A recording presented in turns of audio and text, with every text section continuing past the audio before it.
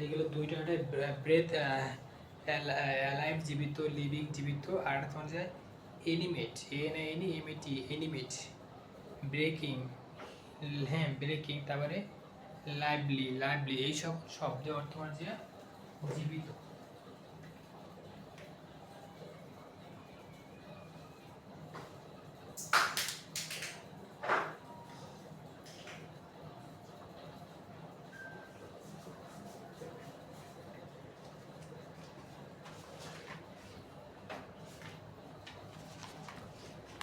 এটা হলো laws on equity and trust, ঠিক আছে, laws on equity and trust.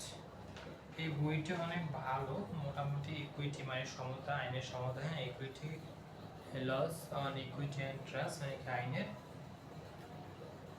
সমতা। যেমন তোমার যে ইকুইটি, ইকুইটি এখানে বোঝাবে তোমার যে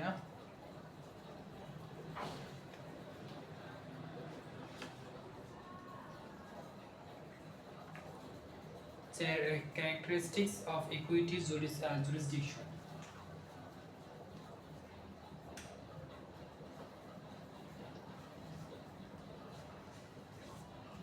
characteristics এক হচ্ছে এখতিয়ার। তাহলে এখানে আর কয়টা আমাদের আছে সেটা যদি দেখে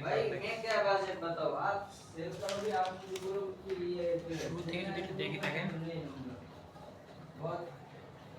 ন্যায়পরতা, ন্যায়পরতার, ঠিক আছে, উৎপত্তি, সংখ্যা, বিকাশ, ঠিক আছে। ইকুইটি বা ন্যায়পরতা, হ্যাঁ ডেফিনিশন অফ ইকুইটি, এই ন্যায়পরতার সংজ্ঞা, ডেফিনিশন সংজ্ঞা অফ ইকুইটি, হ্যাঁ যেমন দেখেন এখানে ইকুইটি শব্দের আবেদনিক অর্থ হলো ন্যায়পরতা, ন্যায়পরতা ইকুইটি, ঠিক আছে, ন্যায়পরতা হলো ইকুইটি, ঠিক আছে, ইকুইটি শব্দের অর্থ ন্যায়পরতা, ঠিক আছে, ইকুইটি শব্দের অর্থ ন্যায়পরতা, ঠিক আছে। রোমান অ্যাকুইটাস থেকে এসেছে, যার অর্থ হলো ওইটা দিয়ে ওইটা, ঠিক আছে, হ্যাঁ। আর ন্যায়পরতার অর্থ, মিনিং অফ ইকুইটি, ন্যায়পরতার অর্থ, ন্যায়পরতা মানে কি?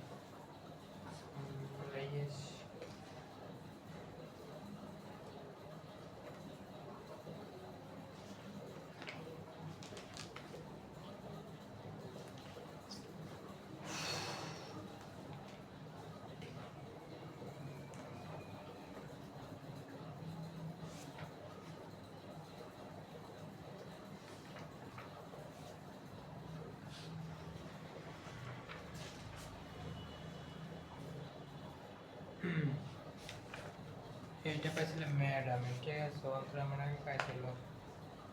তার ন্যায়পরতা আইনের বিন্যাস সাধনের জন্য আসেনি, বড় আইনকে পরিপূর্ণ করার জন্য এসেছে।